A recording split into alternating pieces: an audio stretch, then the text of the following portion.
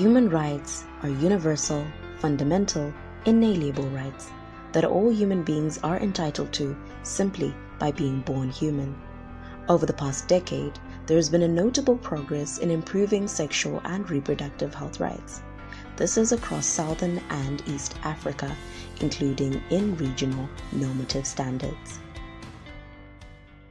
From the perspective of the Forum, the right to bodily autonomy and integrity permeates through sexual reproductive health and rights, and is reflected in the areas of HIV treatment, safe abortion, access to contraception, consent for marriage, to cite but a few. Now, practically, the right to bodily autonomy means that a woman has the right to decide what to do with her body physically and mentally. She has the freedom of choice with regards to her clothing and the way that she would like to dress. She has a freedom of choice with regards to her eating habits. She is free to decide which medicines she must take and at which frequency. She is free to exercise herself. She is free to move around where she wants. This overlaps with the human right to freedom of movement. It also means she does not have to disclose issues which are personal to her body. For example, disclose her medical diagnosis, disclose her HIV status, disclose body dimensions. This overlaps with the right to privacy. She is free to decide when to marry and when to start a family. The right to bodily autonomy is an umbrella human right in the sense that it regroups or overlaps with different rights which are inherent to the decency of a human being. However, there have also been challenges and failures in improving SRHR, in particular, systematic sexual and reproductive rights violations. These violations persist across Southern Africa, especially against women and key populations. They are often embedded in laws, policies, the economy, social norms, and values. Parliamentarians are key in the advancement and domestication of the rights to bodily autonomy and integrity in the context of SRHR. So across the Eastern Southern Africa region, we have noticed that there are many violations of people's bodily autonomy and integrity, particularly violations of marginalized groups such as women, youth, young women in particular, key populations including LGBTI communities, people who use drugs, prisoners, and people who are on the move.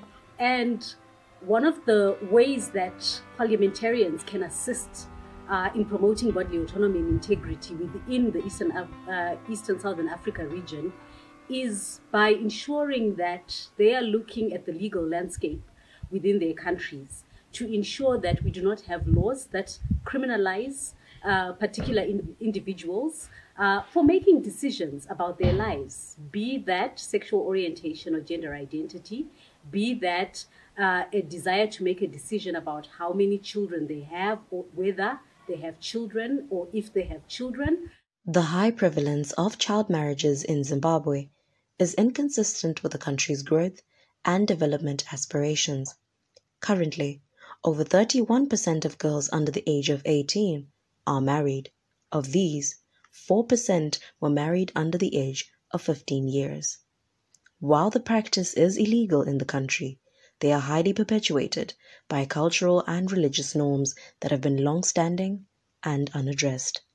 It's very unfortunate that notwithstanding the enactment of the new constitution in 2013, which specifically prohibits child marriages, we still have a high incidence of child marriage in Zimbabwe, particularly in the rural areas. When you look at the Mashonaland provinces, when you look at other parts of the country, it is quite high.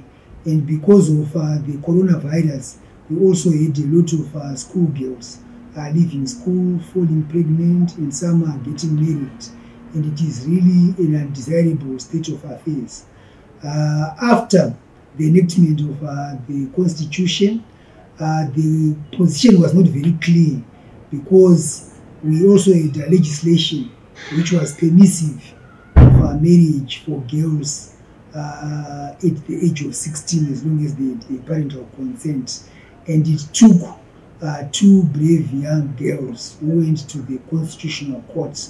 And fortunately, the Deputy Chief Justice, as he was then, came up with a judgment which explicitly stated that child marriage was in contravention of the Constitution, and as such, any other laws which were permissive of that harmful practice were inconsistent and ultra vires the provisions of the Constitution. Unfortunately, as a country, we did not come up with the appropriate legislation, because it's one thing to make a pronouncement, but it's another to actually come up with penalties and sanctions which will penalize the perpetrators of that heinous practice, so that all those people who aid and abet this harmful practice can be brought to book and brought to account. We're not doing very well, honestly, and we have to agree that child marriage still remains an issue of concern in this country. The state of child marriage still remains at 50%, as opposed to the recommended age of marriage, especially in girls. But this is also the same with boys. So being at 50% versus the recommended age, to us it's a point of concern. It means many things are happening. There might be consequences even attached to that state of percentage in child marriages. It's a point of concern to everybody, us as leaders and government, and as well as the representatives of people. A point of concern is that this is subjecting our girls to sexual and gender-based violence, and that's why I'm also very concerned. Lately, I've also seen, because of lack of conscience by our communities to engage our children into marriages, lots of school dropouts. But also relevant to our core of duty here in the ministry. When you go around the hospitals, you will see quite a lot of obstructed labor in young girls. Yes. They're not ready to, not matured enough to do a vaginal delivery. They're still young. We still seeing this, and lots of instances of obstetric fistula. They are coming in about because they've conceived quite early while they're young, and they are not so matured enough. As a result, they develop such type of fistulas. So these are the issues that we get concerned. I have also made an observation that the rate at which we are, it is subjecting our child to HIV and AIDS because of vulnerability to the same things that I talked about. Yes. Sexual gender-based violence. You know, the negotiation power and protective power in young girls is not as strong as it is in those that are matured. So they are subjected to this. I've also noted something, that I think the poverty groups that are there is because somebody has dropped early. You know, when somebody is literate is very different from somebody who is illiterate. The way you understand the issues, you get into even agribusiness, you get into entrepreneurship, and you get into many things. It's very compromised. And I'm seeing these girls putting on faces of poverty. Yeah. And just because of such quite early entry into marriages. So these are the things, if you ask me, the rate at which we are, and the consequences and the concerns that some of us as champions of sexual and reproductive health rights in our making as members of Parliament, even additionally as somebody who sits here on a policy formulation, as one of the leaders in the ministry here, These are the things that we're observing, and they're becoming issues of concern. Malawi in general has progressive laws, a progressive legal environment when it comes to upholding human rights, but there are so many loopholes. Particularly, I'm talking of the Penal Code. When we talk about the Penal Code, there are provisions in there that prohibit abortion, except on one ground, and that is to save the life of the mother. So everything else that comes outside of that is basically not permitted.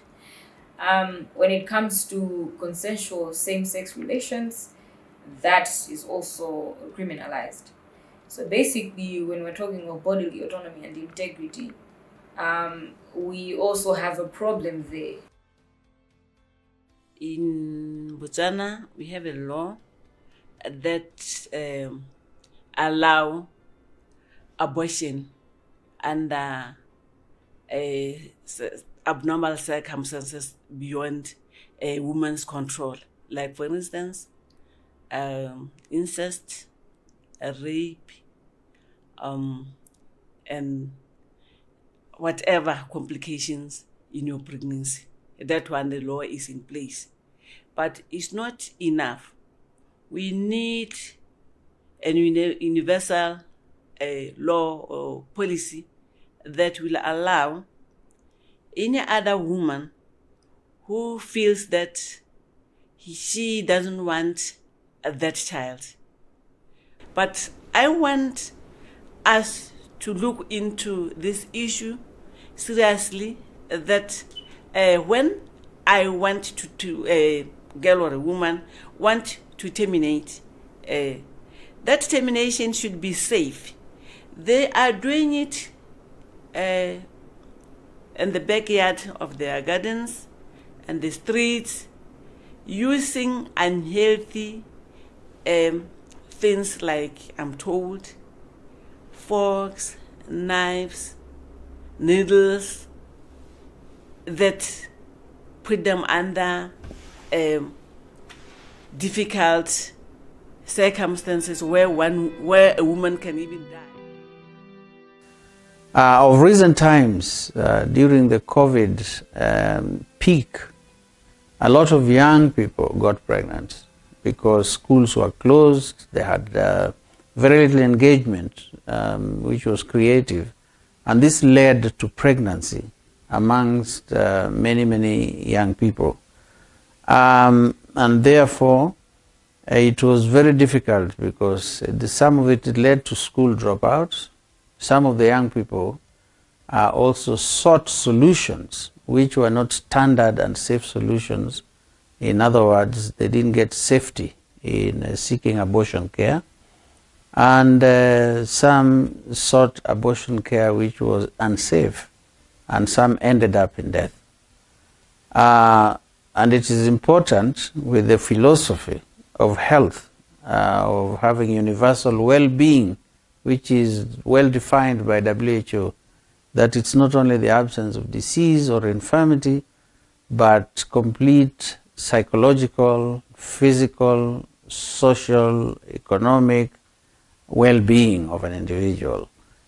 Therefore, our interest is to preserve and conserve the lives of young women and young men, so that they do not die unnecessarily and do not end up in cases which may lead to that death prematurely.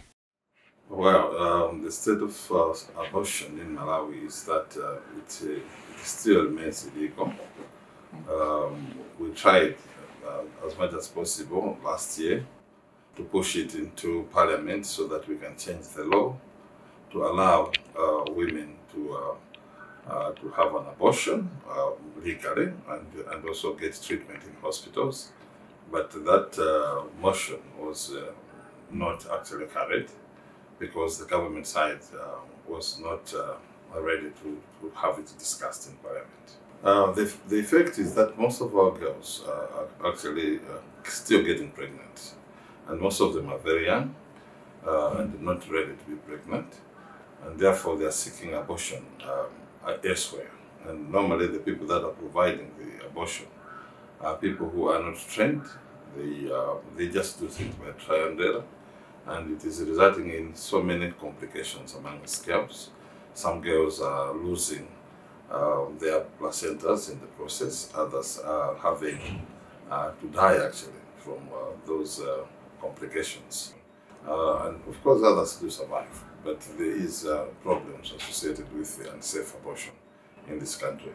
And the statistics actually are very frightening. In some districts there are at least 31 cases per month in one district.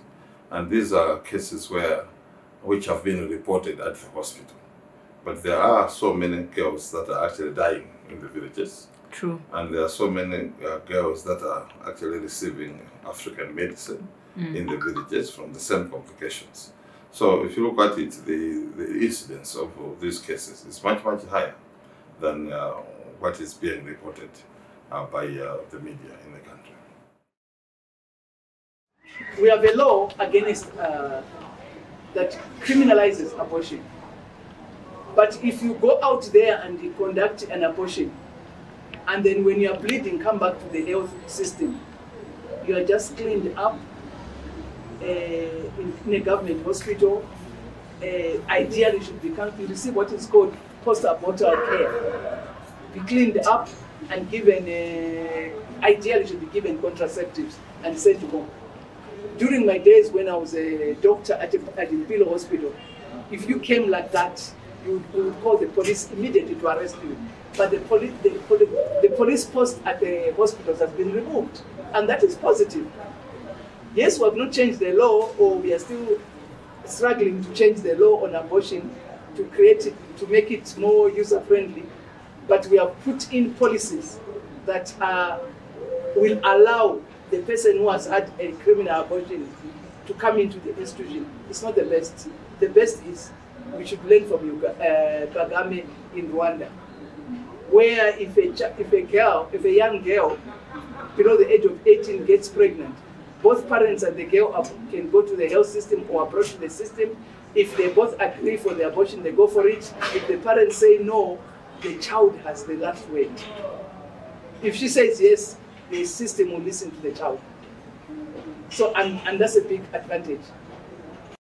Laws that criminalize sex work limit bodily autonomy and act as significant barriers to the realization of the right to health. Sex workers are often deterred from seeking sexual health services because they fear being reported to the authorities or because of the discrimination that they experience at the hands of healthcare workers. This is all fueled by the fact that sex work is criminalized. Government must recognize that sex work is work, and we should have policies in place in order to protect these sex workers not to be abused, not to be called nuisance while they are found in the streets. And this, when there are policies and laws in place, they can access health facilities freely. Laws that criminalize same-sex sexual conduct not only deter members of the LGBTIQ+ community from accessing health services, but also make it almost impossible for targeted HIV prevention and care services that cater for the specific needs of men who have sexual relations with men to be provided at state health facilities. It is also almost made impossible for peer-led health services to be provided by civil society organizations. If you have sex with whoever, you are not taking anybody's right, because even if you call yourself straight, we don't know what is it you are doing in your private time. So it's what I was always saying. Ghana, Batoba, they are not disturbing anyone's peace. They're just lovers like me and you, and they are created by God like all of us. So you can't say because it's she and she, he and he, it's the same, because they were all God creation, is what I always talk to say. Kana hape, there are thieves, there are murderers there in our midst, but they are killing. But lesbian or a gay, they are not doing any harm to any other person. They are lovers. So it's what I always said when I address Parliament or talk to people or address my constituents. There was a time when the Baruti, what do you call them? The ministers, fraternal, but not all of them, were saying, those who talked about abortion, those who talk about men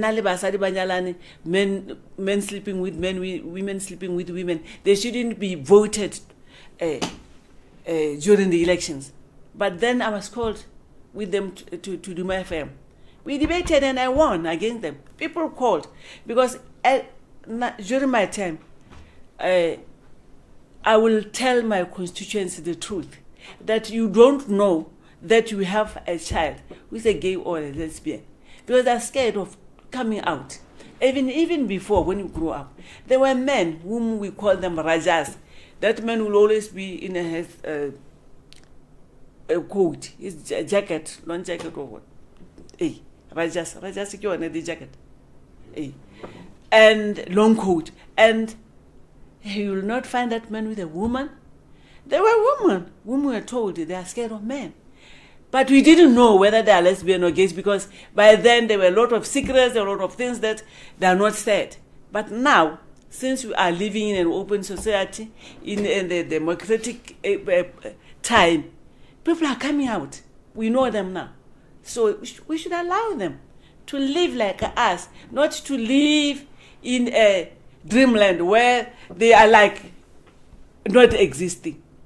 When I was saying, let's government speed up the legalization of